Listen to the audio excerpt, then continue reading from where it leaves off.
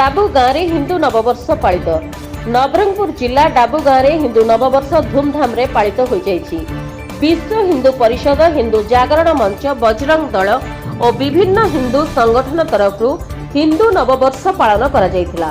डाबूगाँ जयंतीनगर स्थित राधाकृष्ण मंदिर एक सुसज्जित रथ रे प्रभु श्रीराम फोटो लगा जाई एक विराट बाइक रैली करा जायतिला।